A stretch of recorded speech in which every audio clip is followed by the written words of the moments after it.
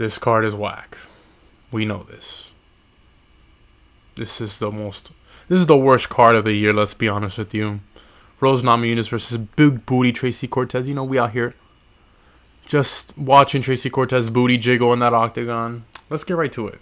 Let's just get right to it. Blackshear versus Montel Jackson. Montel Jackson, his last 4 fights, 3 decision wins, and then he knocked out Ronnie Yami. Damian Blackshear's last fight was a loss against Mario Bautista, but Mario Bautista is a dog. I feel like if this goes the distance, maybe Montel Jackson gets this, but I can't see that happening. I see Damian Blackshear finishing this guy in the first or second round. He has the finishing ability to do it. And he's looking for a win. He's hungry. He needs a win, and I think he can get it against Montel Jackson. And I have Damian Blackshear winning by knockout in the first or second round. Yeah. On to the next one. Fremd versus Andre Petroski. This is the battle of the trash cans, battle of the mids. Fremd knocked out by Kopylov nasty. Andre Petroski elbow grazed to the chin. Got knocked out by Makun. This man went and got his pillow and his blanket and he went to sleep. But I feel like Andre Petroski can use his American wrestling. And this is the fight for him to use it and go all 3 rounds and beat Fremd. I got Andre Petroski here.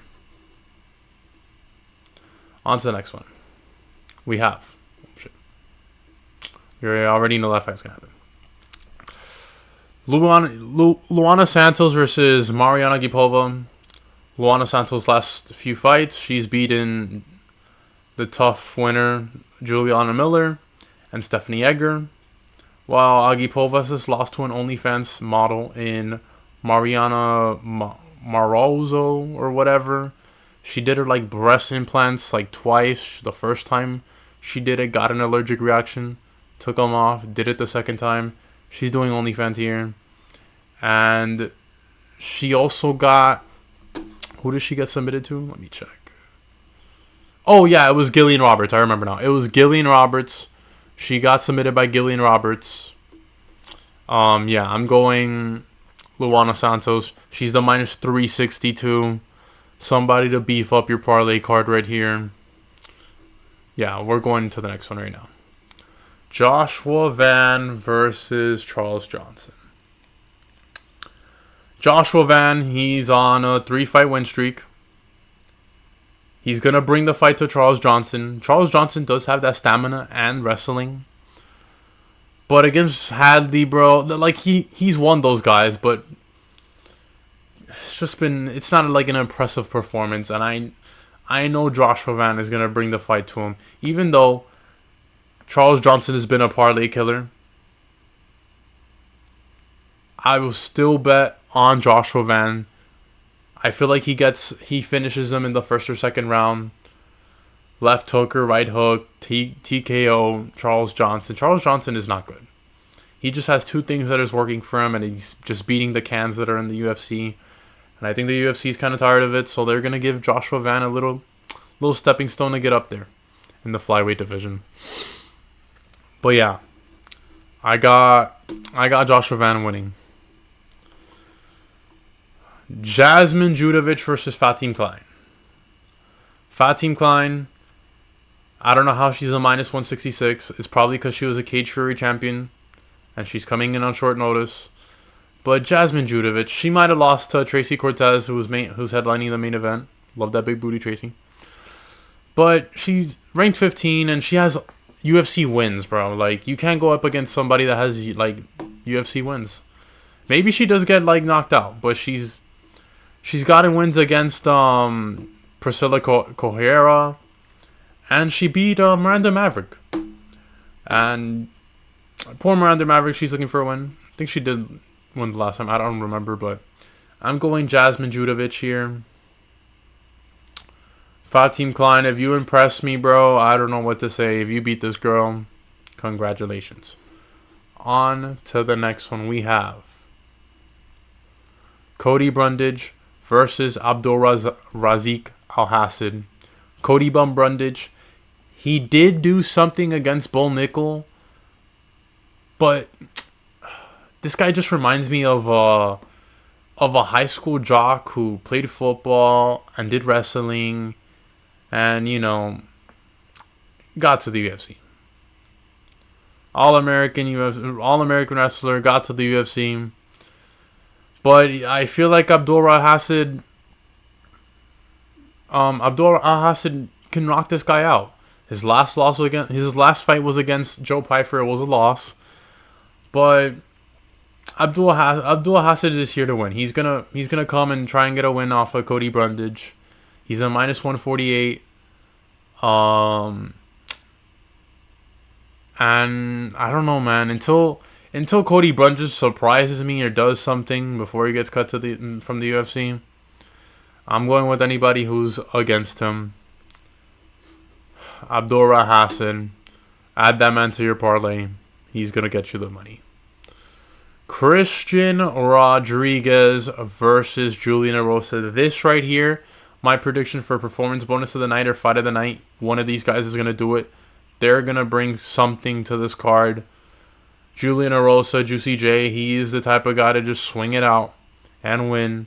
His last win was against Ricardo Ramos. But Ricardo Ramos was like a stepping stone for Adrian Yanez, bro. And Christian Rodriguez is on a tear. He beat Raul Rosas Jr. He beat Saman. And he's a -205 favorite.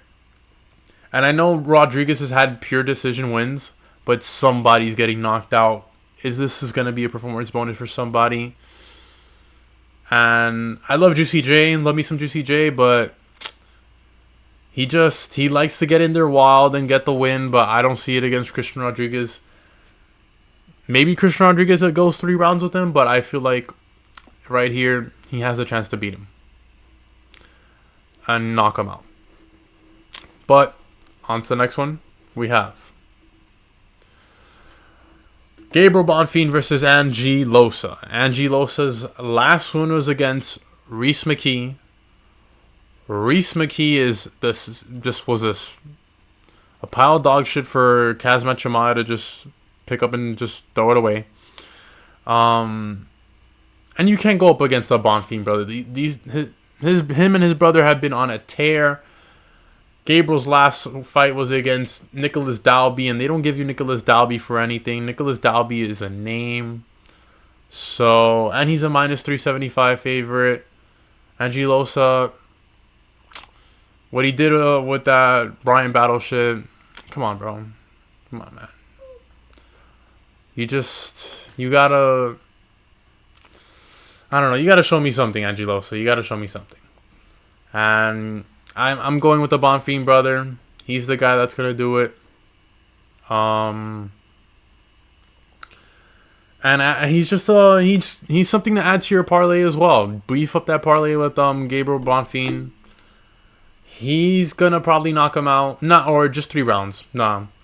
Decision victory for Gabriel Bonfim. On to the next one though. We're making this one fast, folks. I'm sorry.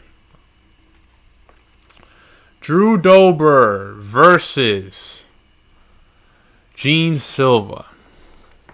Now, I love me some Drew Dober, but Gene Silva, the way he finished Charles Jourdain, just grabbing his head and giving him that nice uppercut to sleep him. Yeah, he might have missed weight, but he's cutting to 155, and I don't think that's going to be trouble for him. I think he's faster and more slicker than Drew Dober on the feet. Drew Dober does have power, though.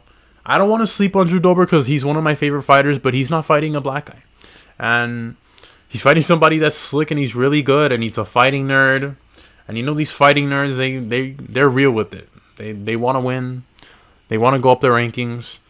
And this man's coming off a good victory, and he said, let me step in on short notice and show Dana White and Hunter what I can do against the name.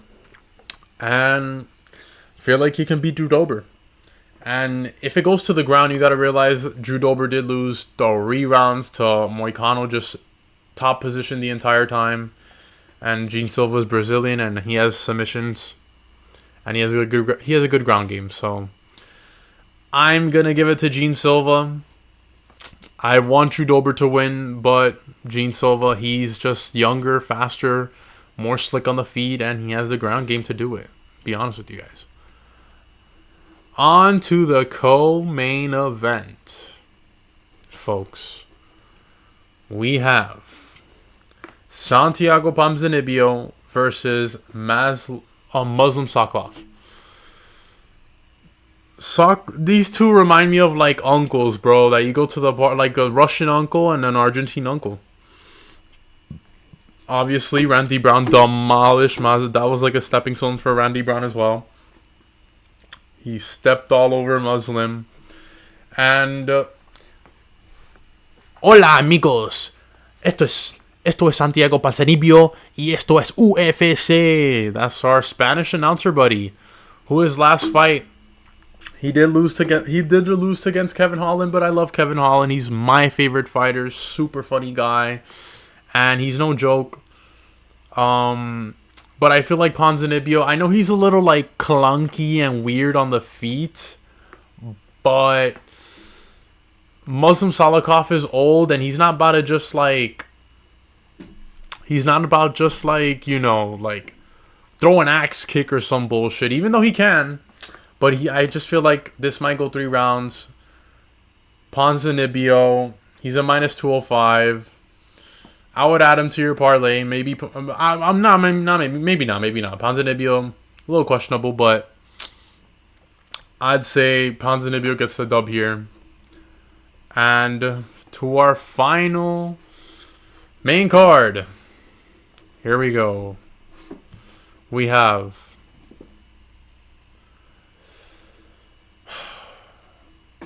Big Booty Tracy Cortez versus Rose Namajunas.